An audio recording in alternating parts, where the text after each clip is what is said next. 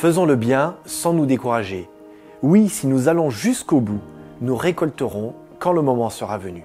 Alors, pendant le temps qui nous reste, travaillons pour le bien de tous, surtout ceux qui partagent notre foi. Galates 6, 9 à 10. Qu'il est difficile de travailler sans penser à la rentabilité, n'est-ce pas? Pourquoi? Parce que tout nous pousse à la rentabilité, et ce depuis notre plus jeune âge. Tenez, aujourd'hui encore, je lisais un article sur France Info qui parlait de Pronote, ce logiciel qu'utilisent les parents et les enfants. Vous connaissez? C'est le cahier de texte version dématérialisée. Fini les relevés de notes trimestriels, les mots d'absence sur une feuille volante ou les messages du principal qui n'arrivaient jamais jusqu'aux parents pour leur parler de l'enfant en retard au cours de maths. Pronote, c'est une aide, oui, mais aussi une source de stress permanente. Les enfants consultent plusieurs fois par jour leurs résultats de contrôle. Les parents analysent presque heure par heure l'évolution de la moyenne de leur enfant, de la classe, et regardent le meilleur ou la pire note.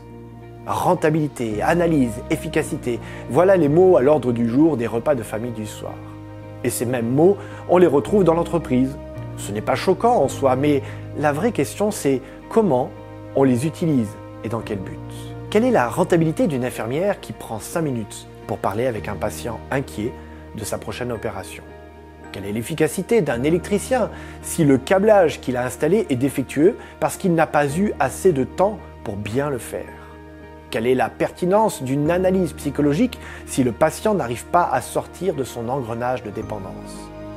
Ce texte de Galates nous rappelle un principe universel que nous, croyants, chrétiens, ne devrions jamais oublier. Ne nous lassons pas de faire ce qui est bien, en tout temps. Alors permettez-moi de reformuler cela pour en éclairer le sens. Ne nous lassons pas de faire ce qui est bien, car la rentabilité n'est pas votre problème. Attention, cela ne veut pas dire qu'il faut travailler sans réfléchir, sans planifier ou organiser son esprit. Pas du tout. Mais il y a une règle d'or qu'on devrait garder en tête dans bien des domaines, que ce soit au travail ou dans l'église. Tu as une obligation de moyens, mais pas de résultats. Est-ce que tu as tout fait pour que cela fonctionne? Si oui, alors sois en paix. Repose-toi et puis savoure. Mais si tu t'es caché derrière des excuses, des conflits, ou que tu as rejeté la faute sur les autres pour expliquer que la tâche était impossible, alors tu es responsable de l'échec. En bref, fais ta part. Le reste, ça ne t'appartient pas. La deuxième leçon de ce texte est tout aussi importante. Ce que tu fais, tu ne le fais pas pour toi, mais pour l'autre. Paul précise, surtout pour ceux qui partagent notre foi. Cela ne veut pas dire qu'on doit donner plus pour eux, mais qu'on devrait commencer par eux. Quand on parle de prière, on évoque souvent des demandes adressées à Dieu. Mais en lisant le « Notre Père », quand on dit « Donne-nous aujourd'hui notre pain », ne devrions-nous pas aussi nous demander « Avons-nous pris soin de l'autre ?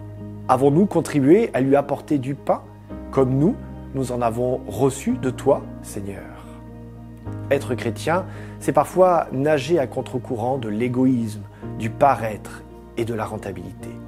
Je prends régulièrement le train, l'avion ou le métro. Dans tous ces moyens de transport, il y a un point commun. Tout le monde a la tête baissée dans son smartphone, avec des écouteurs vissés sur les oreilles. Et si au lieu de ça, on prenait le temps de rencontrer l'autre, de croiser son regard, de lui adresser un sourire, et pourquoi pas, il est folle, de lui parler. Peut-être que c'est là qu'on trouve la première nourriture qu'on peut offrir à l'autre. Être attentif à lui. Et ça, j'en suis sûr, ce serait sacrément rentable.